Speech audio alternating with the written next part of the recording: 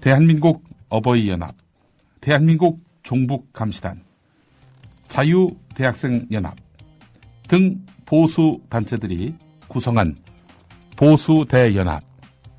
누군가는 보수대연합이 아니라 고기대연합이라고.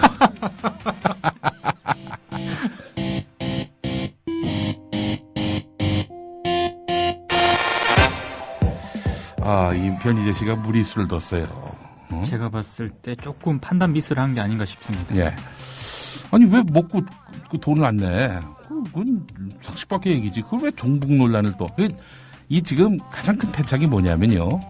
새누리당은 정말 또 검찰 국정원이 심혈을 기울여서 종북 논란을 막 일으켰는데 변희재 등이 종북 논란을 희화화하게 만들어버렸어요. 그러니까요. 제가 보니까 종북 결국 이 정권이나 보수 쪽에서 네. 종북을 들이대는 그 근거가 예. 이렇게 근거가 취약하다는 거를 이 변희재 씨가 네. 이번 건으로 확실하게 좀 보여준 것 같습니다. 그렇습니다. 사실은 얼마 전에 그 조갑재 씨가 그런 말을 했죠. 마지막 입새.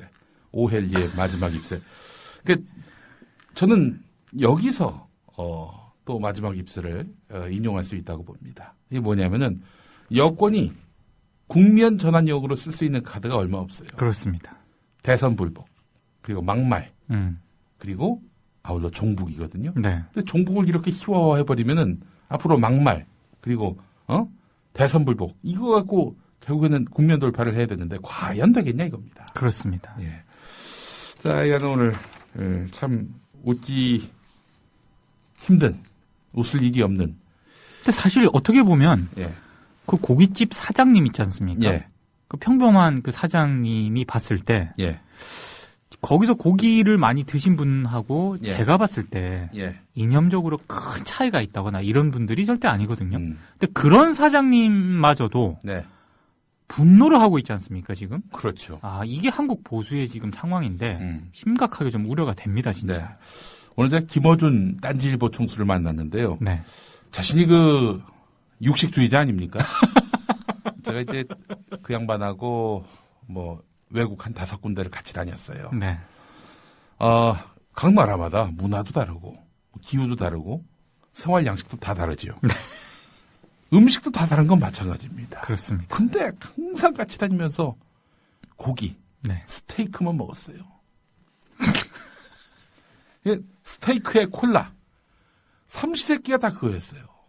그거 진짜 쉽지 않은데. 그래서 채식 좀 하자고. 저도 고기 좋아하는데요. 하도 고기만 먹으니까 채식 좀 하자. 그러니까 채식은 가축들이 하는 거라고. 그런 김어준 총수가 분개를 하더군요. 육식연대? 그런 게 있나 봐요. 그래요? 예. 육식연합에서 성명을 냈어요. 먹을 때는 돈 내고 먹으라고. 육식연합은 왜 자신을 고문 이런 자리로 이렇게 추대하지 않느냐 이런 얘기를 하더군요. 저도 사실 얼핏 들은 얘기가 있는데 네. 그 김어준 총수랑 예. 어떤 프로그램이라든가 이런 것 때문에 예. 같이 이제 좀 어울렸던 그런 방송사 PD가 계시는데 그분께서 제가 아는 지인한테 네. 고충을 토로를 하더랍니다. 뭐라고? 김어준 총수가 예. 고기를 예. 너무 많이 먹는다. 글쎄 말이에요. 정말 고기를 좋아합니다. 예.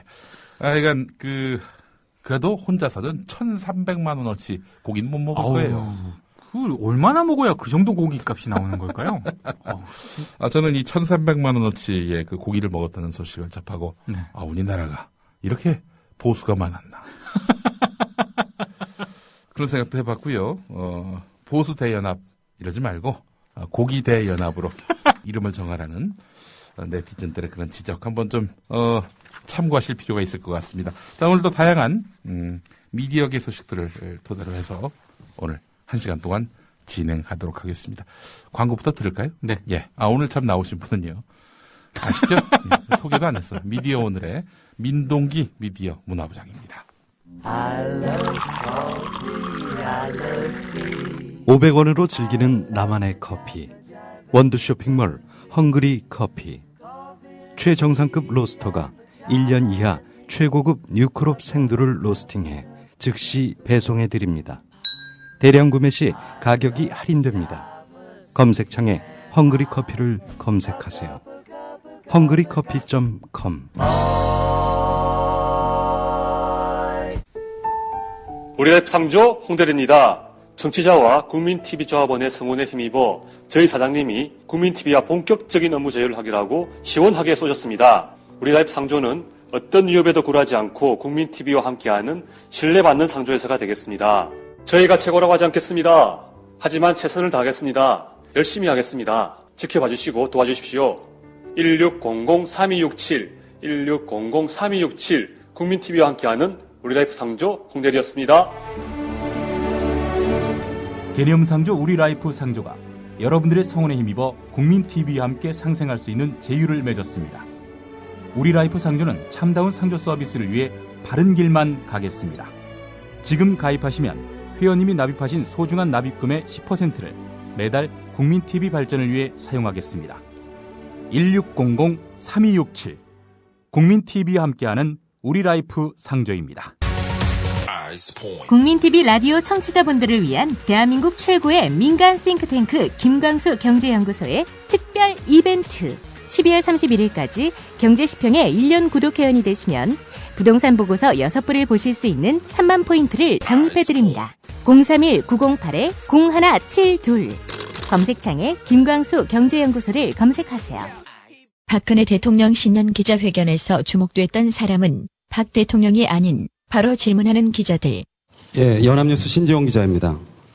대통령의 신년 국정 구상을 잘 들었습니다. 이와 관련해서 올해로 박근혜 정부가 출범 2주년을 맞았습니다. 1주년 아닌가? 하여간 국정 최고 책임자로서 남다른 소회가 있을 것으로 생각이 되는데 소회와 향후 국정 운영 구상과 각오를 밝혀주시기 바랍니다. 이런 하나마나한 질문은 뭐하러 하는지. 예, 동아일보 이재명입니다. 저는 국내 문제에 관해서 여쭤보겠습니다. 대선이 끝난 지 1년이 지났습니다. 그럼에도 국정원, 국가 또 군사이버 사령부 등 국가기관의 대선 개입 의혹 사건은 여전히 시끄럽습니다. 야당은 지금도 특검을 요구하는 상황인데요. 대통령님께서 이 사건에 대해 어떤 견해를 갖고 계신지 또 야당의 특검 도입 요구에 대해서 어떻게 대응하실지 궁금하고요. 질문이 뭐 이런가? 누가 도둑에게 당신 왜 절도했나? 라고 묻는 게 아니라 당신 도둑질했다며 경찰이 잡으려 하는데 어떤 생각을 갖고 있나? 이렇게 묻는가? 어제 기자회견의 활용점정은 바로 이것. 채널A 박민혁 기자입니다. 각종 모임을 나가거나 아니면 친척분들을 만나거나 아니면 회사 사람들이 있으면 저한테 공통적으로 쏟아지는 질문이 대통령이 왜 총체적 관권 부정선거에 대해 사과 안 하느냐, 왜 낙하산 인사하느냐 이렇게 묻는다고 하는 것일까? 아니다. 대통령이 업무가 끝나고 관저로 돌아가시면 도대체 뭘 하시냐. 채널A 기자는 결국 다음에 답을 끌어내려 했던 것 아닐까?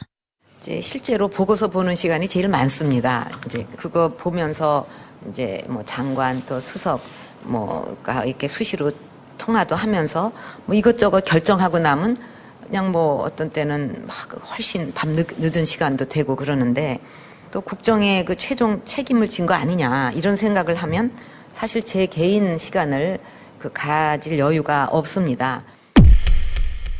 어제 기자회견 상대하기 쉬운 기자들만 세워서 답하기 좋은 질문만 들은 것은 아닐까. 라인업을 보면 그런 의심을 안 가지기 힘든데. 네. 연합뉴스의 신지용 기자. 네. MBC의 박성준 기자. 네. 매일경제의 김성걸 기자님. 네. 동아일보 이재명 기자님. 뉴데일리의 안정현 기자님. 채널A의 박민혁 기자님 질문해 주시기 바랍니다. 박근혜 대통령님, 어제 기자회견 어땠나요? 대박이다. 대박이다. 이렇게 생각을 합니다. 그 대통령 신년 기자회견, 네. 그 미디어 오늘 기자들도 당연히 청와대 그 현장에 있었을 테고 또 TV를 통해서 봤을 거라 생각이 됩니다. 기자들이 뭘 질문을 하나. 현장에 못 갔습니다. 왜요? 그 청와대 출입 담당이 있을 거 아니에요? 있죠. 그런데 계속해서 저희가 이명박 정권 때부터 출입을 계속 요구를 해왔고요. 네. 왜냐면 그 전까지 출입을 했거든요. 예. 그리고 박근혜 정부 들어와서도 예. 지금은 저 그만두셨지만 네. 뭐 김행 대변인을 비롯해가지고 계속해서 출입을 하게 해달라. 예. 근데 뭐 여러 이유를 댔지만 지금까지 허가를 안 해줬습니다. 허가를 안 해줬어요. 네. 참여정부 때만 하더라도 인터넷 기자협회에 가입한 회원사 혹은 회원은 네. 청와대 출입이 허용됐었습니다. 물론 뭐 기성의 그 뭐 일간지, 특히 종합일간지, 그 중에서도 조중동, 또 방송사들 KMS, Y 뭐 이런 쪽이 항상 상석이고 그렇죠. 그 나머지 인터넷 기자들은 뭐 브리핑룸에서 따로 쪼그리고 앉아가지고 하든 네. 말든 그랬었는데 이제는 아예 들어오지 말라고 하는군요. 불편하겠죠. 근데 다른 걸 다 떠나서 예. 그 저희가 참여정부 시절까지만 하더라도 청와대 출입을 했었는데 네.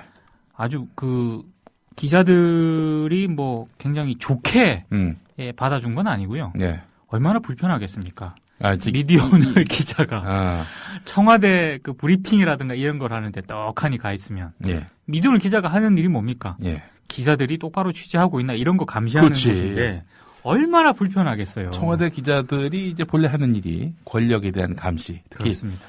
권부의 핵심이라 할 수 있는 청와대 감시 이런 일을 해야 되는데 그 기자들을 감시하러 미디어 오늘 기자들이 있으니 말이죠. 그 기자실에 떡하니 있으니 예. 얼마나 불편했겠습니까마는 심사위원들의 심사위원 같은 뭐 그런 역할이죠. 근데 이제 이번 그 기자회견을 보면서 정말 안타까웠던 게 예.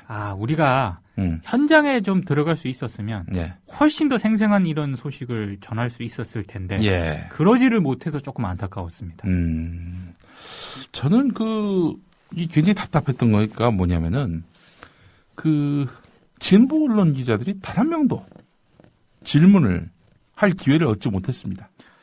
근데 그게 일단 순번이 있답니다. 순번이. 네. 그러니까 방송사, 네. 그다음에 신문사, 뭐 인터넷 언론사 네. 이렇게 해가지고 이렇게 돌아가는 순서대로 이제 그걸 하는데 통상 뭐 인터넷 언론 혹은 뭐 방송, 신문 이런 쪽에 간사 역할을 하고 있는 기자들이 있거든요. 예. 이제 그런 기자들 위주로 이제 질문을 먼저 하게 해주고, 네. 이를테면 이번에 신년 기자회견 때, 네.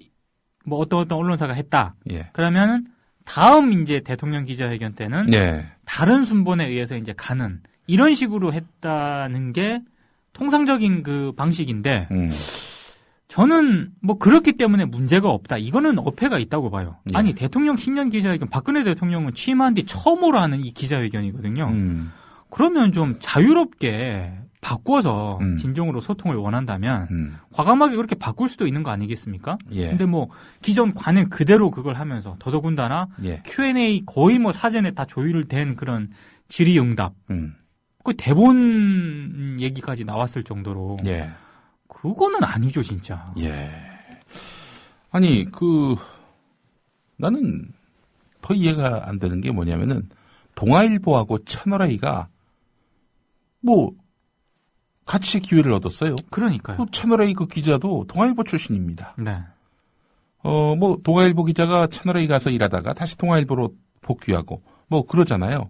최근에 그랬는데, 네.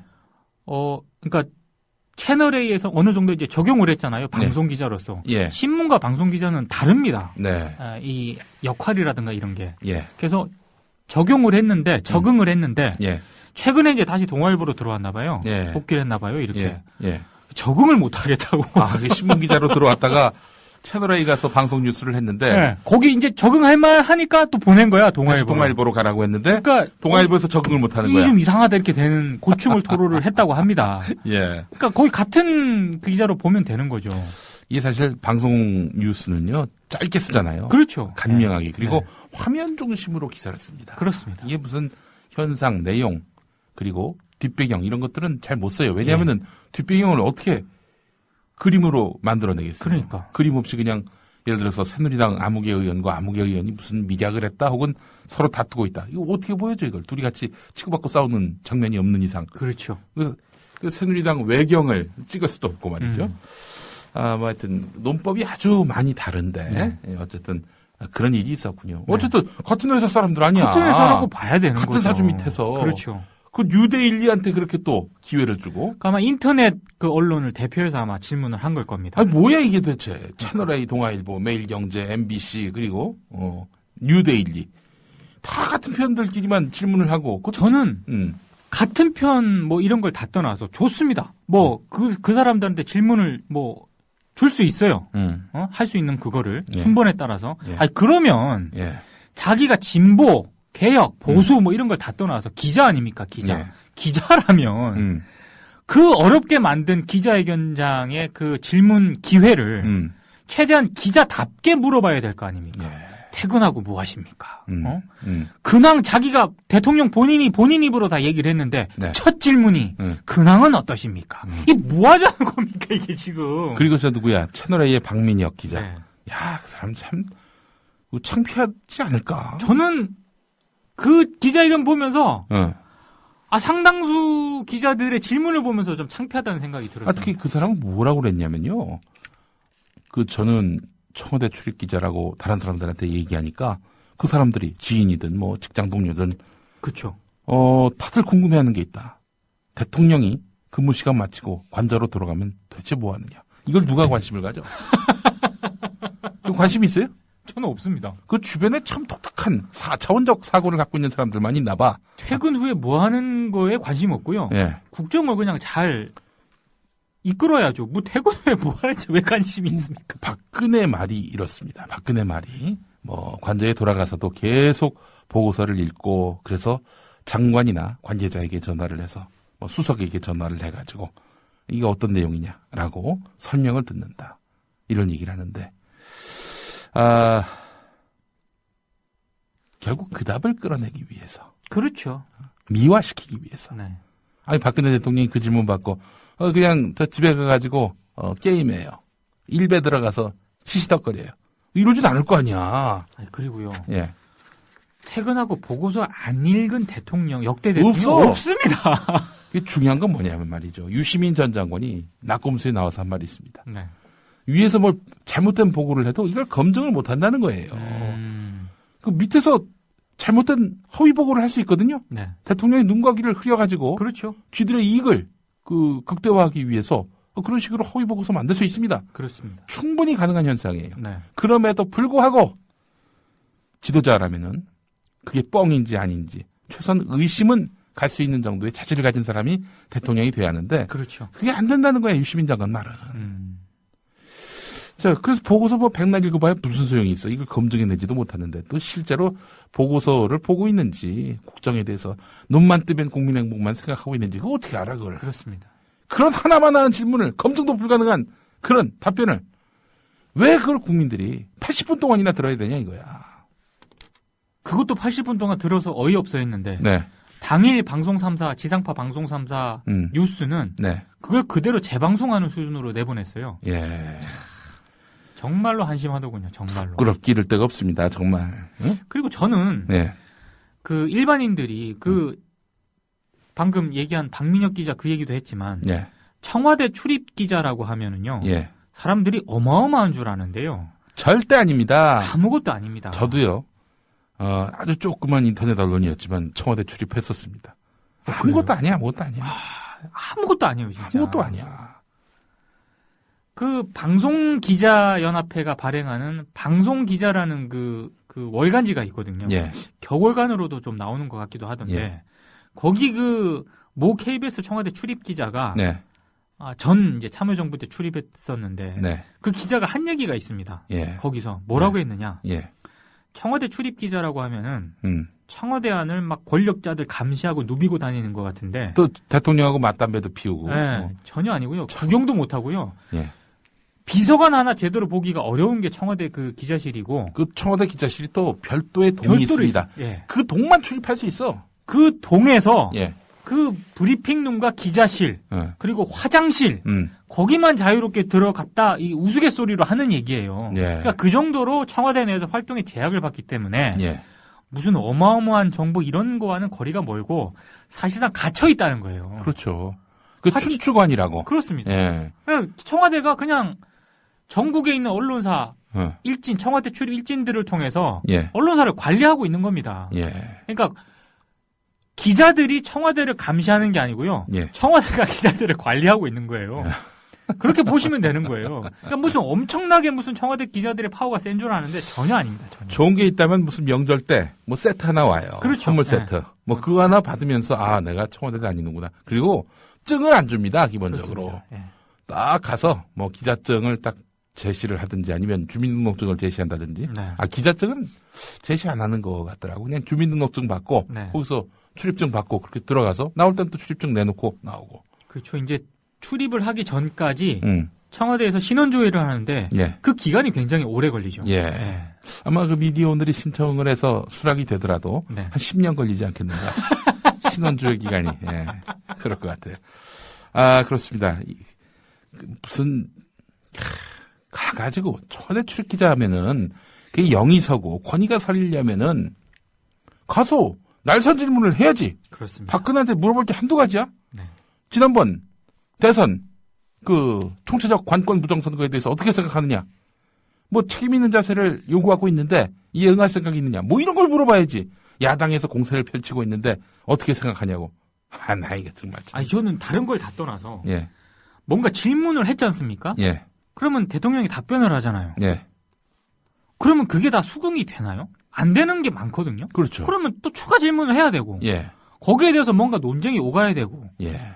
이게 상식적인 거 아닌가요? 네. 이제 그런 거를 나는 청와대 기자들이 요구를 할 때도 됐다고 생각을 하는데 더 퇴보를 하고 있더라고요. 예. 오늘 제가 과거 야당에서 굉장히 높은 직을 수행하셨던 분을 만났습니다. 이분이 박근혜 당대표와 만났던 이야기를 해주는데 네. 사람들이 사실 대화를 나누다 보면 저 사람의 견적이 나오잖아요. 그렇죠. 이 사람이 생각이 있는 사람인지, 그렇죠, 그렇죠. 뭔 철학이 있는지 한 5분만 대화하면 나옵니다. 단번에 나오죠. 네. 이 양반은 꽤 오랫동안 대화를 했대요. 그러면서 자기가 내린 결론은 정말 전효옥 말 그대로다. 베이비적 언어를 쓰고 생각과 사유를 참 못한다. 일부러 자기 앞에서 바보짓을 하지 않는 이상은 네. 이해할 수가 없는 것이다. 일부러 그런 게 아닐까요? 일부러 그랬던지 아니면 진짜 바보든지 둘 중에 하나다. 뭐 이런 얘기를 하더군요. 예. 그 정도였습니까? 아마 일부러 그랬겠죠. 우리 박근혜 대통령이 얼마나 명석하고 일부러 똑똑하시겠습니까? 예. 이분이 야당 대표가 하도 그냥 가짜나서 아마 일부러 바보의 모습을 보이신 거 아니겠는가. 이런 생각을 그랬을 겁니다. 저희는 해야 됩니다. 네. 이런 말을 또 이렇게 또 방송에서 표시를 해야지. 알고 봤더니 바보였더라. 누가 그런 말을 했다 하더라도 그 말을 태하는 큰일 납니다. 예. 저는 확신합니다. 우리 박근혜 대통령이 아주 명석하신 분이고 출중하신 분이고 그렇지만 그 야당 대표 경종을 울리기 위해서 국정의 발목을 잡고 있는 야당 대표의 경종을 울리기 위해서 일부러 바보 연기를 하신 것이다. 그렇습니다. 예, 이렇게 우리는 생각을 해야 됩니다. 근데 사실 뭐 청와대 출입 기자 얘기가 나와서 제가 이제 말씀을 드리는 건데 사실 기자회견도 기자회견이었지만 네. 저는 네.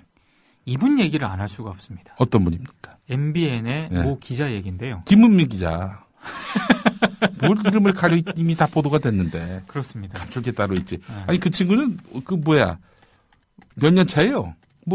적은 연차 같진 않을 테고. 아닙니다. 제가 알기로 예. 청와대 출입을 시키기에는 조금 적은 연차로 알고 있습니다. 야, 그냥 막 보내는구나. 막 보내는 게 아니고요. 예. 박근혜 대통령과 대선 후보 시절부터 알고 있었던 사이였대요. 근데 이제 그런 어떤 인연 때문에 아마 박근혜 대통령이 청와대로 들어간 이후에 네. MBN 쪽에서 전략적으로 아마 청와대 출입을 배치를 한 것 같은데 그런 거는 다 이해가 됩니다. 예. 그리고 과거에 박근혜 대통령이 대선 후보 시절 때 김은미 기자가 뭐 어떤 기사를 썼느냐 뭐 그런 것도 다 이해가 됩니다. 예. 청와대 출입 기자 아닙니까? 네. 청와대 출입 기자라면 예. 아무리 친소 관계가 있다 하더라도 예. 대통령과 출입 기자 사이에는 최소한의 긴장감이 있어야 됩니다. 최소한의 긴장감이 그렇지. 있어야 돼요. 근데 기자회견 끝나고 나서 그 말 많은 기자회견 끝나고 나서 대통령이 기자실에 들렀는데 알아보고 싶었어요. 이 기자가 지금 할 소리입니까? 이게 기자들 앞에서 만장한 기자들 앞에서 대통령에게 안아보고 싶어요. 이런 말을 했다면은 네. 이건 이거지. 야, 나 이렇게 대통령하고 친해. 이런 것들을 과시하기 위한 거 아니고서야 과연 그 제정신을 가졌다면 가능한 일이겠습니까? 저는 이거는 좀 개인적인 생각인데요. 예. 중앙일보 홍석천 회장이 예. 탈세 등의 혐의로 검찰로 한번 불려나간 적이 있지 않습니까? 예. 그때 중앙일보 기자들이 검찰청 앞에 쭉 서가지고 예. 홍 사장 힘내세요라고 얘기를 한 적이 있거든요. 그 사건 이후로 최대 충격적인 사건입니다. 이건 말이 안 되는 거예요, 이거는. 그렇죠. 예. 어떻게 기자로서의 본분을 망각한 행동이죠. 한번 저 리포트 하나 들어볼까요? 저 지금 한번 저 검색을 해봤는데 네. 리포트 하나 좀 들어보겠습니다. 그새 또 찾으셨어요? 예. 네. 박근혜 대통령은 그동안 현장 방문과 간담회 등을 통해 소통을 해왔습니다. 지역에 갈 때는 항상 재래시장을 방문해 서민들을 사람들이 만났고 지금 환호하고 현장 박수치고 간담회를 통해 민원을 청취했습니다. 하지만 꼬리표처럼 따라다녔던 불통 비판. 최근 들어 박 대통령은 정치권 인사들을 청와대로 초청해 오찬과 만찬을 통한 자연스러운 소통을 시작했습니다. 지난 6일에는 취임 후 첫 기자회견도 했습니다. 아직 국민들이 보시기에는 뭐 부족한 점이 있으시겠지만 앞으로 더욱 국민의 목소리를 경청을 다음 이야기 하면서 들어보시죠. 노력을 해 나가겠습니다. 김은미 기자 리포터. 기자회견 직후 기자실을 방문한 건 역시 취임 후 처음입니다. 이때 네가 박근혜한테 안기고 싶어요. 이랬다는 거 아니야? 야, 이 친구 아주 이거. 근데 웃긴 게 뭔지 아십니까? 예. 이 기자회견은 1월 6일에 있었잖아요. 예. 1월 7일 날 예. 매일경제가 이걸 기사로 썼어요. 기사로 썼어. 예. 우리 저 관제사인 MBN의 기자가 대통령과 이렇게 안았다. 제목이 예. 신년 기자회견 마친 박 대통령 여기자와 포옹 누구길래 알고 봤더니 MBN의 기자였다 뭐 이런 내용이에요. 네. 그래서 누리꾼들이 와 좋았겠다 뭐 이런 짧은 기사였는데 네.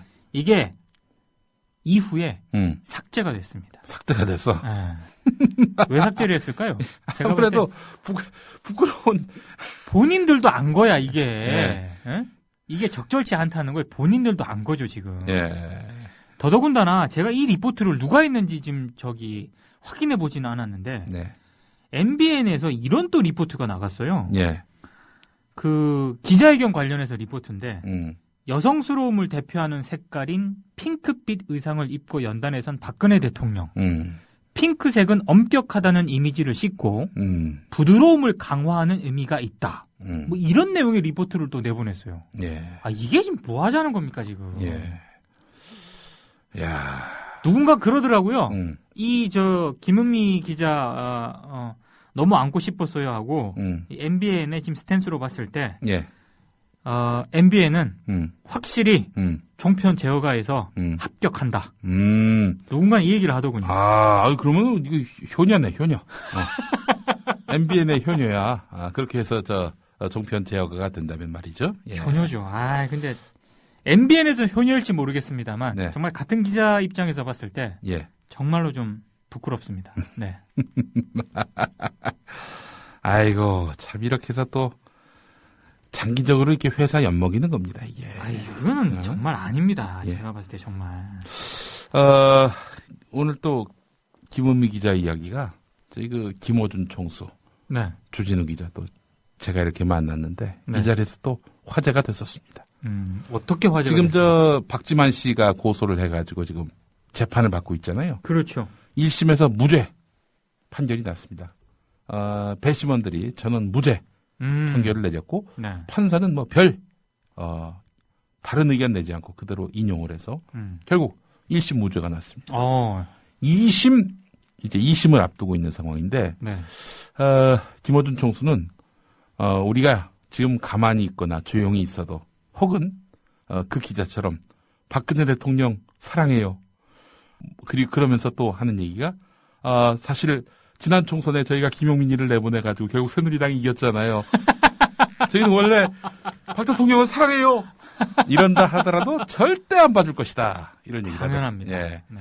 그런 얘기를 슬쩍 하던데. 제가 네. 저희 회사 기자라 네. 좀 이런 얘기 하는 게 좀 그렇습니다만 네. 제가 깔때기를 좀 하겠습니다. 예. 왜냐? MBN 김은미 기자와 너무 네. 대조적인 기자가 한 명 있습니다. 미디어 오늘의 여기자면 제가 생각나는 사람이 우리 조수경 기자. 조수경 기자라고 있습니다. 예. 조수경 기자 말고 여기자가 또 있어요? 있습니다. 누구? 김유리 기자라고. 그렇지. 그리고 최근에 또 이한희 기자. 이한희 기자하고 제가 한번 인터뷰한 적이 있었어요. 네. 예. 또 있는데 조수경 기자 얘기를 안 할 수가 없는 게 조수경 기자가 MBC로부터 무단 침입한 사건이 있지 않았습니까? 그 김장겸 보도국장. 그렇습니다. 그 방에. 예. 검찰이 어제 조수경 기자를 벌금형 100만 원으로 기소를 했다. 벌금형. 기소를 했어? 기소를 했습니다. 이 기소를 한다 하면 검찰에서 유죄라고 본 거란 얘기죠. 그렇죠. 야, 아니 기자가 무슨 뭐 아무도 없는 방에 들어가가지고 이것저것 들추다 걸린 것도 아니고 사람이 있는데 들어가가지고 인사하러 왔다고. 명백한 목적이 있죠. 취재. 예. 그것도 노조 민실이 보고서에서 낸 거를 반론을 받기 위해서 간 건데. 근데 그걸 왜 그걸 무슨 명목으로? 그러니까 저도 이해를 명목으로 그걸 여기서 약간 이상한 게 있습니다. 예. MBC 쪽에서는 처음에 현주 건조물 침입. 그러니까 무단 침입했다 이거죠. 쉽게 말씀드려서. 그리고 업무방해 혐의. 이걸로 형사 고소를 했거든요. 근데 검찰이 뭘로 했느냐? 퇴거 불응으로 기소를 했습니다. 퇴거 불응? 네. 나가라고 했는데 안 나갔다? 그렇죠. 약간 바꾼 거죠, 지금.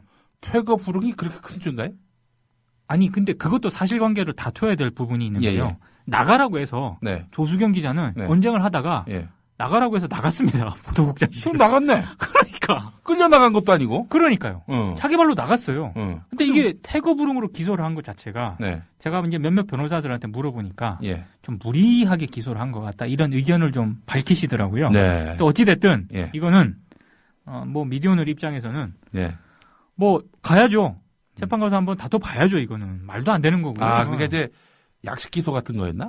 그렇게 좀 생각을 하고 있는데요. 그 벌금만 내면은 깔끔하게 끝나버리는. 그렇죠. 그런 건데 싫다.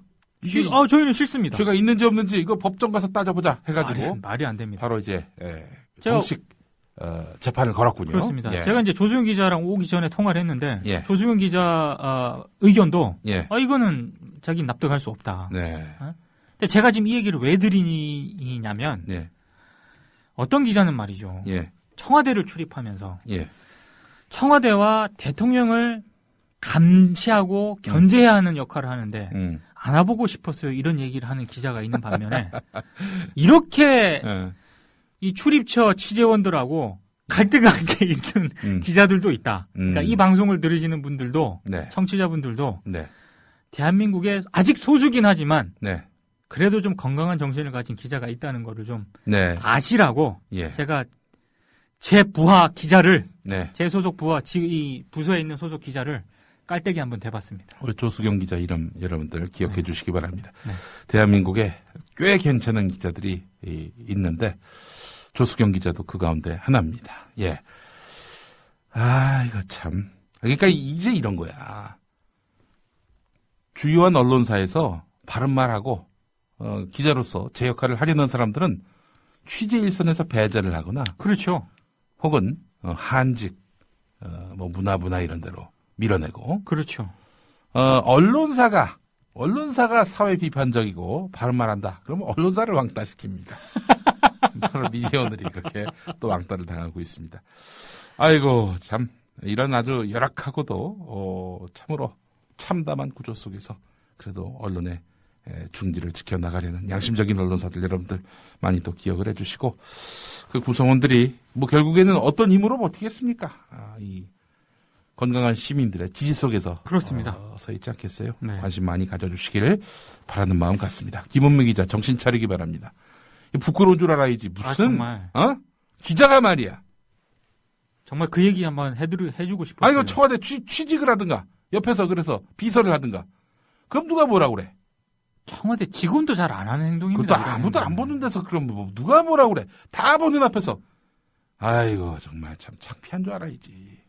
부끄러운 줄 아십시오 정말. 아니 노무현 대통령 때 뭐 이른바 노무현 대통령과 함께 그 정신과 철학에 동조하는 기자들조차도 그때는 날선 비판을 했었습니다. 청와대.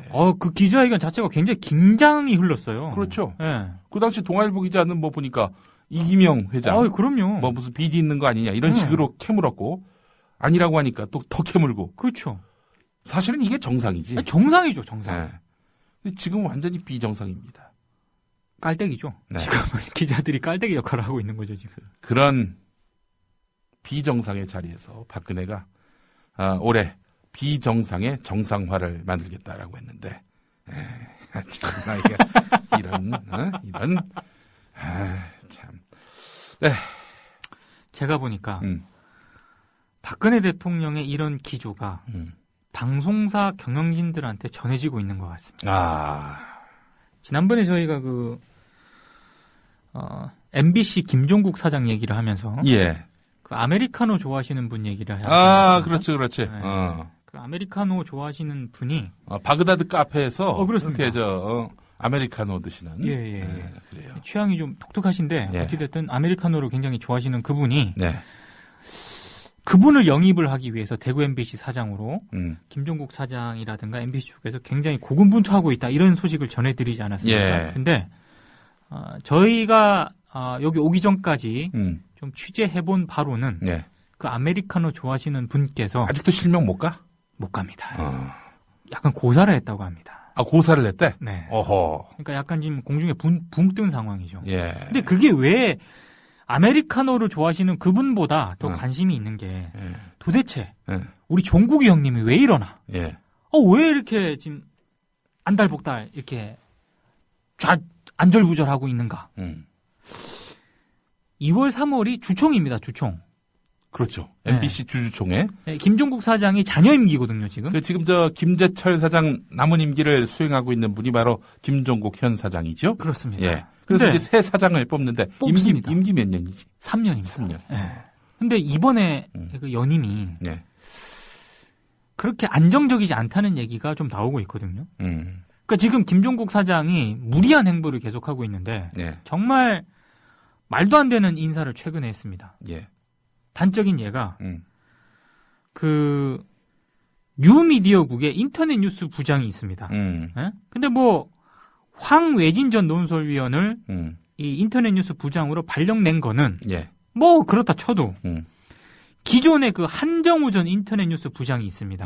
이분을 글로벌 사업본부 경인지사로 발령을 냈는데 통상 경인지사로 발령을 내는 케이스가 좀 경인지사로 발령난 케이스가 보통 그 좌천이라든가 좀 문제가 있는 인사들 여기서 말하는 문제가 있는 인사들이라고 하는 경우는 이른바 그 김재철 사장 체제 때 저항했던 이런 기자나 PD들이 있지 않습니까? 주로 경인지사로 많이 발령을 냈거든요. 한정우 전 부장을 여기로 발령을 냅니다. 근데 이게 문제가 뭐냐면 그 MBC 뉴스가 방송 말고요. 온라인 홈페이지를 통해서 뉴스를 또 제공을 하지 않습니까? 근데 이 뉴스를 혹시 자세히 보세요. MBC를 근처도 안 가. 근데 여기 상당히 재밌는 게 이 IMBC 인터넷 뉴스는요. MBC 그 방송 뉴스와는 논조가 좀 다른 경우가 여러 번 있었어요. 이를테면 그 교학사 보도 이런 거 있지 않습니까? 이런 거를 좀 비판적으로 접근하는 뉴스가 IMBC에 몇 번 떴었어요. 이걸 가지고 김종국 사장이 이건 좀 문제가 있다. 이런 식으로 이제 몇 번 지적을 했고 또 청와대 신년 할애회 소식을 전하는 기사에서 김한길 민주당 대표 육성이 빠진 것 이런 거에 대해서는 또 지적을 하고 그러니까 지금 이 전반적으로 IMBC 인터넷 뉴스에 대해서 김종국 사장의 불만이 많았던 거예요. 그러니까 단번에 좌천성 인사를 내버립니다. 언제? 이게 최근입니다. 최근 지난 6일 열린 임원회의에서 그러니까 7일 오후에 이제 정식 발령을 냈거든요. 그러니까 이번 주에 낸 겁니다. 이게 뭐냐? 제가 봤을 때 연임에 대한 그런 의지가 강하게 반영돼 있다는 거고요. 그만큼 본인의 입지가 굉장히 지금 MBC 내에서 흔들리고 있다. 실제로 뛰고 있는 선수들이 많다고 하고요. 취재를 해본 결과 그 아까 아메리카노 좋아하시는 분 그분이 왜 지역 MBC 사장 고사를 했느냐? 예. 이번에 MBC 사장, 서울 본사 사장 되려고? 본사를 노리고 있다는 그런. 오호호, 야, 이 양반이. 바그다드 있습니다. 카페에서 네. 아메리카노 즐기시는 이분이. 그래서 그런- 나는 지역 MBC로 보내지 말고, 나 당신하고 다음 사장 선거에서 경쟁하겠다. 그렇습니다. 야. 약간 그런 얘기가 그래요. MBC 구성원들 사이에서 벌써 나오고 있고요. 또 한 가지 좀 관전 포인트가 있는 게 예. 지금 박문진 이사장 있지 않습니까? 예. 김문환 이사장입니다. 예. 된 지 얼마 안 저기 됐거든요. 해고자 몇 명인지도 모르는 양반. 그렇습니다. 예. 그분 이사장 된 지 얼마 안 됐습니다. 예. 근데 이분이 네. 박문진 이사장도 음. 바뀔 수도 있다는 얘기가 나옵니다. 왜? 잘하고 있잖아, 지금. 근데 박근혜가 보기에. 저희가 저번에 한번 친박 인사가 박문진 이사로 한번 들어갔다고. 네. 김원배 이사라고. 김원배. 네. 그때 아마 모건대 총장인가? 그렇지. 그분이신데. 그 김원배 총장이 모건대면은요, 개신교 학교인데요. 그 감리교 쪽입니다. 아, 그래요? 예. 근데 이분이 굉장히 좀 박근혜 대통령하고 인연이 있는데, 이분 얘기도 좀 나오고 있고요. 예. 이사장이 교체될 가능성이 있다. 이런 얘기도. 아니, 뭐 그 사람들이네, 뭘. 근데 제가 봤을 때, 예. 이게, 이사장이 바뀐다는 거는, 또, 친박 계열의 또 인사가 또 들어간다는 얘기거든요. 그 가능성이 또 있다는 얘기거든요. 야. 그러면, MBC 사장을 누가 선임합니까? 박문진 이사들이 선임을 하거든요. 그렇죠. 예. 그러면, 지금 김종국 사장 입장에서는, 어떻게 될지 모릅니다, 지금 솔직히 말씀드려서. 그렇지. 예. 의외 인사가 될 가능성이 있다는 얘기고요. 결국에는 박근혜 대통령과 누가 더 끈끈한 끈이 있느냐, 혹은 누가 청와대 라인들하고 이렇게 더 잘 닿느냐, 또 다른 변수, 이런 것들에 의해서 좌우될 가능성이 있기 때문에 조금 최근에 이런 인사라든가 MBC 보도나 이런 것들을 조금 그런 거랑 연관시켜서 해석하시는 분들이 꽤 있습니다. 설득력 있는 해석이에요. 네. 그러면은, 그럼 MBC가 이렇게 되네. MBC의 그 주주 구성을 보면은 70% 방송문화진흥회. 그렇습니다. 30% 정수장학회 아닙니까? 네. 그러면 결국 박근혜 100%다. 그렇죠. 이렇게 봐도 무리는 아닌 것이고. 그렇기 그렇죠. 때문에 김종국 사장은 인터넷 뉴스조차도 친박 기조를 잃어서는 안 된다. 그렇습니다. 제가 IM 뉴스 지금 막 들어가 봤는데 저게 없어졌어요. 저게. 20년 뉴스. 물론 검색을 해보면은 찾을 수는 있습니다. 20년 뉴스가 뭐냐? 1987년이 아니고 87년입니다. 87년이죠. 87년 2월부터 네. 현재까지 MBC 뉴스데스크 모든 리포트를 재밌어요. 네. 찾아볼 수 있는 내용입니다. 메인에서 안 보이게 해놨구나. 안 보이게 했습니다. 그건 또 제가 자세히 안 이게 왜 그러냐면은 쪽팔리거든. 과거에 무슨 리포트 했는지 살펴보면은 고개를 못 듭니다. 쪽팔립니다. 정말. 무지하게 쪽팔린 기사들. 장난 아닙니다. 장난. 그렇죠. 전두환 노태우 시절을 거쳐서 김영삼 시절까지 이 권위주의 정권에서 방송 뉴스가 얼마나 헛짓을 했는지 20년 뉴스에 고스란히 나와 있거든요. 그러니까 저는 그래서 최일구 기자, MBC 노조 파업할 때 동참을 한 그 단계 훨씬 이전부터 최일구 기자를 굉장히 존경했었어요. 이 양반이 뭐 클로징 멘트 혹은 뉴스 이 리드 멘트 이게 훌륭해서 뭐 인기가 많아서 그게 아니라 인터넷 뉴스 부장할 때 이 최일구가 20년 뉴스를 만들었거든. 그렇죠. 수억을 들여가지고. 그러니까 과거의 선배들이 무슨 기사를 썼는지 무슨 리포트를 했는지 다 그게 거기 여실히 드러납니다. 이제. 일반 시청자들이 다 볼 수 있도록 해놨죠. 예.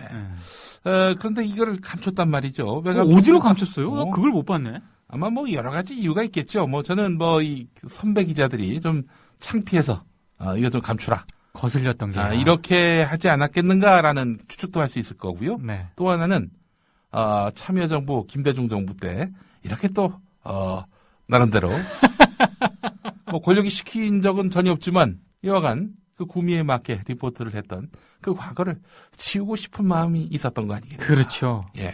또 일반 시청자들한테는 그 전 과거가 쪽팔린 거고 또 권력자들한테는 그 시기 그 리포트가 또 쪽팔린 거고 진퇴양난에 처해 있었던 거야. 네, 그렇습니다. 전에도 제가 말씀을 드렸습니다만 우리 방송 기자들, 저는 사실 이번 정권이 통합진보당 이정희 대통령 시대라 할지라도 김종국 씨가 사장이 될 수 있다 저는 이렇게 봅니다. 코드를 맞출 수 있는 분들입니다. 코드 맞추는 거지. 나 네. 아로 모임 회원이요. 뭐 이렇게 해가면서 권력과 코드 맞출 수 있는 사람들이에요. 그렇습니다.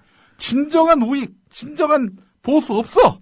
충분히 그런 자질을 갖추고 있는 분들입니다. 그런 분들이에요. 네. 그런 분들인데 이 권력이 지금 한쪽에 기울어졌으면 자기도 거기에 또 기울어져야 되는 것이고 하여튼 처세술이 아주 탁월한 분들이 많습니다. 지금 방송사 윗대가리 중에 윗대가리라고 해서 죄송합니다. 위에 계신 분들 대체로 그러하다고 저는 봅니다. 예. 제가 전에 이런 말씀을 드렸던 것 같은데 언젠가요 그때 그렇지 SBS에서 네.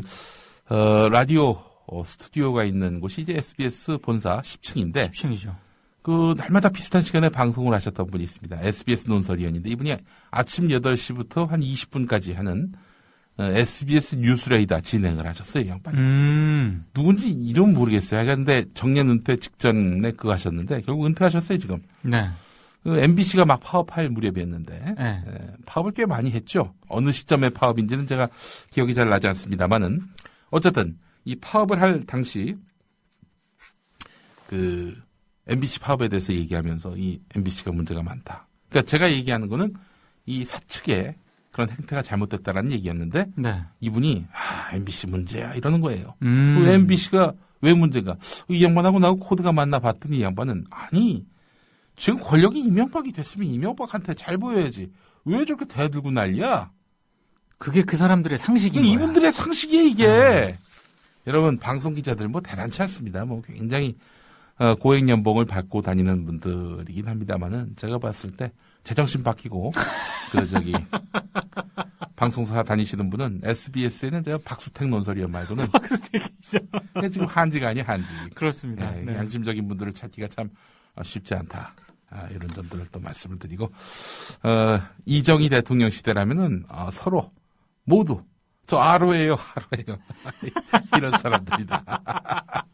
단언을 합니다. 요즘 또 그 새끼 우리가 너무 관심을 안 가졌어. 그렇죠. 그 새끼 요즘에 막 글을 쓰대.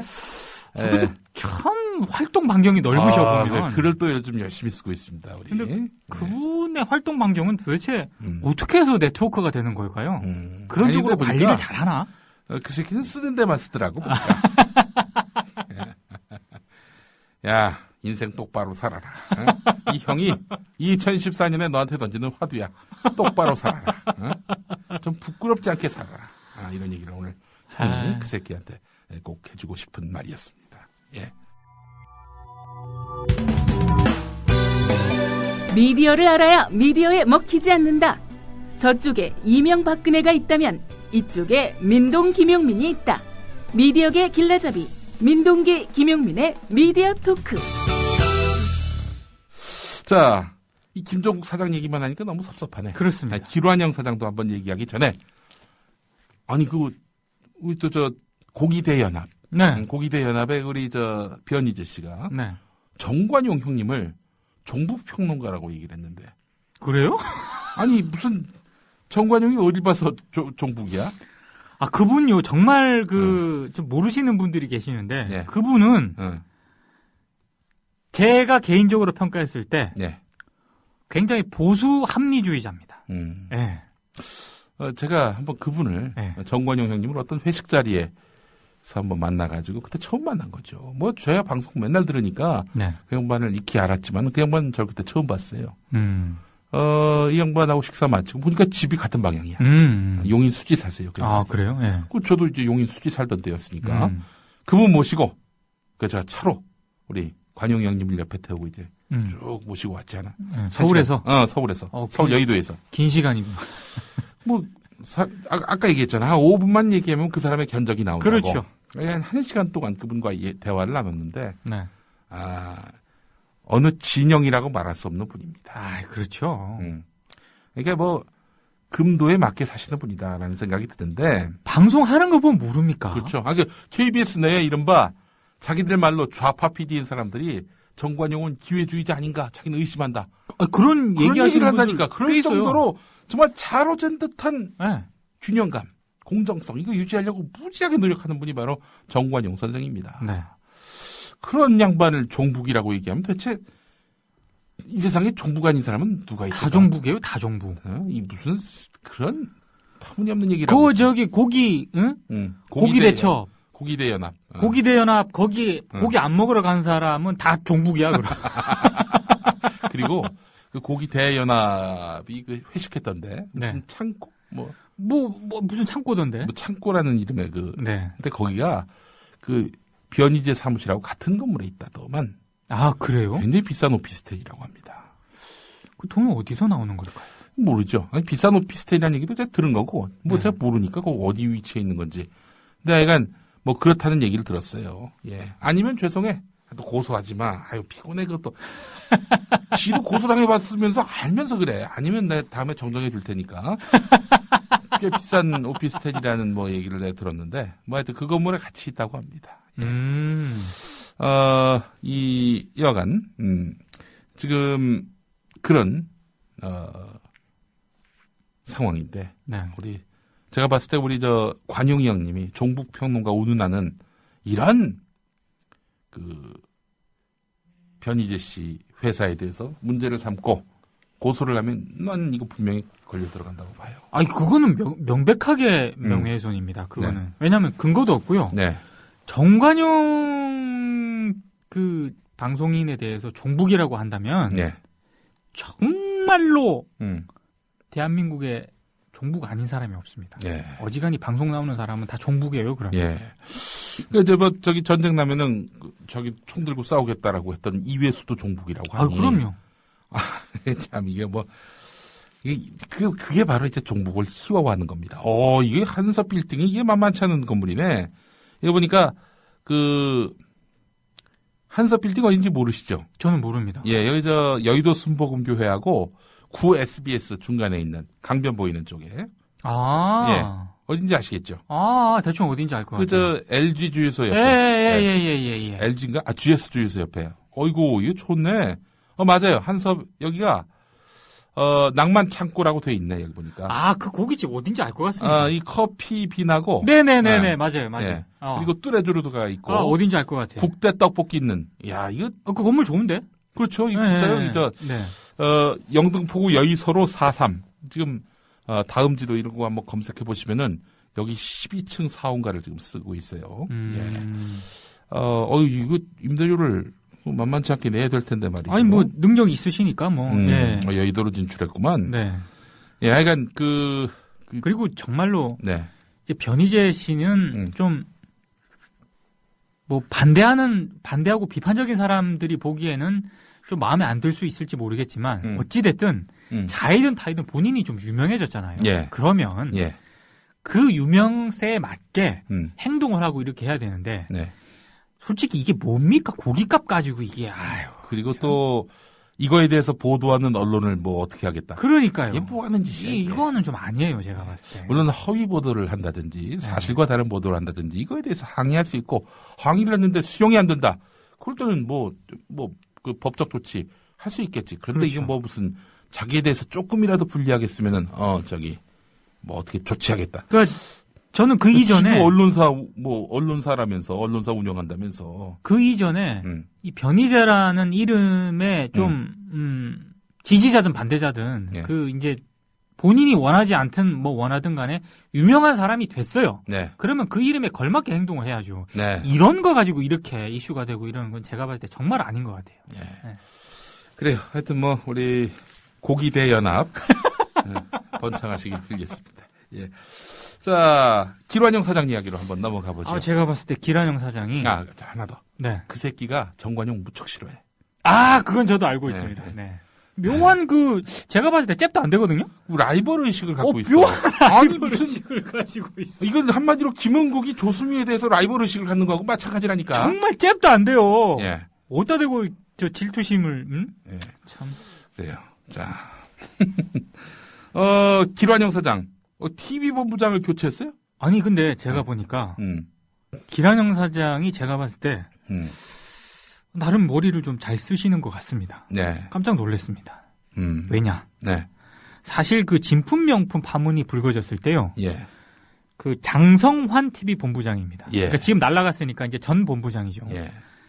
이분께서 사실 본부장으로서의 역할을 제대로 못했어요. 왜냐하면 제작진하고 네. 연말에 바꿔주겠다 그럼 바꿔주든가. 예. 그게 아니면 예. 그런 약속을 하질 말든가. 그래서 진압을 해버리든가. 그러니까 길환영 사장이 봤을 때. 근데 그게 안 됐거든요. 결국에는 사장까지 개입을 하는 이런 상황까지 만들었기 때문에 어찌됐든 일부 감정위원들을 설득을 하는 데 성공을 했고요. 예. 그래서 녹화는 차질 없이 진행이 됐습니다. 예. 앞으로 이제 방송이 제대로 될 거예요. 예. 하지만 예. 모양새가 별로 안 좋게 됐거든. 예. 그러니까 이제 좀 보기에 좀 부담스러웠던 거죠. 예. 그런데다가 전국 언론노조 KBS 본부에서 네. 원래 그 본부장은 1년이 되면은요. 예. 신임 투표를 하게 돼 있습니다. 그래서 이번에 TV 본부장 그리고 시청자 본부장, 기술 본부장 예. 이 3명이 해당 사항이 됐습니다. 예. 나머지 2 본부장은 예. 좀 반반으로 봤어요. 반반으로 봤는데 이 장성환 TV 본부장에 대해서는 워낙 PD들이 뚜껑이 열려가지고 거의 압도적으로 불신임이 나올 것이다. 아. 그러면 예. 제적조합원의 3분의 2 이상이 만약에 불심을 하지 않습니까? 예. 인사조치를 길환영 사장이 해야 됩니다. 네. 근데 이게 예. 이렇게 되면 본인한테 부담이 되거든. 그러니까 예. 딱 투표에 들어간 다음 날 지난 7일부터 14일까지 투표를 진행을 하거든요. 네. 8일 오후에 전격 교체를 해버립니다. 그러니까 양대 노조가 보니까 예. KBS 노조하고 새 노조가 보니까 예. 황당한 거지. 예. 꼼수도 이런 꼼수가 없는 거고 이게 뭐 하는 거냐 지금. 날아가기 전에 예. 본인이 쳐내버리는 이런 고단수를 일석이조를 길환영 사장이 예. 써버렸습니다. 예. 그래서 상당히 좀 당혹해하고 있더라고요. 새노조나 이런 쪽에서도. 그러니까 이럴 줄은 몰랐다는 거지 지금. 이건 몰랐지. 네, 요건 몰랐지 하면서 지금. 제가 볼 때 좀 나름 굉장히 고심을 했었던 것 같고 예. 여기서 제가 이 얘기를 또 하지 않을 수가 없습니다. 네. 이게 파문이 결국에는 장성환 본부장이 날아가게 된 계기가 네. 결국에 진품명품 때문이에요. 그렇지. 이거 제대로 매듭을 못 지었다는 얘기거든. 진압을 못했거나 네. 뭐 다독이질 못했거나 아무튼 좀 볼썽사납게 됐다는 그런 얘기인데 예. 사장까지 나섰단 말이에요. 예. 예? 진품 명품이 뭐길래 도대체? 김동우가 뭐길래? 이게 왜 이러는 겁니까 대체? 그러니까 진품 명품에 그 사람을 박지만 않았어도 그렇죠. 이런 문제가 발생하지 않았을 않았다는 텐데. 얘기죠. 이게 본부장까지 날아가는 이 사태. 길환영 사장이 이런 꼼수를 쓸 수밖에 없는 이 사태. 제가 봤을 때 결국 김동우 아나운서를 거기에 박지만 않았어도 그걸 박은 사람이 과연 누구냐는 거죠, 누구냐? 지금. 그래서 이걸 KBS 구성원들이 굉장히 궁금해하고 있습니다. 어찌됐든 진압은 됐지만 예. 본부장까지 날아갔단 말이에요, 지금. 이게 뭐냐? 길환영 사장이 이런 꼼수까지 써가면서 김동호 아나운서를 교체를 못 시켰단 말이죠. 누굴까? 김동호 아나운서를 거기다 박은 사람이 누굴까? 그래요. 아이고, 뭐 하여간 김동호 아나운서도 참 좌불안석이겠어요. 아니 그러니까 어찌됐든 지금 그 진품명품 진행은 3월까지 하게 돼 있어요. 본개편이 거기에 예정이 돼 있기 때문에. 근데 이제 봄 3월 가면 이 얘기 또 나올 거라고. 참 그때 또 어떡합니까? 그래요. 뭐 하여간 이 사태가 이 지경까지 됐기 때문에 네. 길환영 사장 입장에서도 찝찝한 거죠. 알겠습니다. 자, 오늘 이렇게 너무 금방 끝나네. 그래. 아쉬운 분들 있죠? 자, 아쉬운 분들은 원주시 우산동에 있는 웨스포센터에서 오후 3시까지 오시기 바랍니다. 일요일 오후 3시에 강원도 원주시 우산동 웨스포센터에서 민동기 김용민의 미디어 토크 강원도 지역 공개 방송이 있습니다. 많은 참여를 바라면서 오늘 마무리하겠습니다. 수고하셨습니다. 고맙습니다. 전 김용민이었습니다.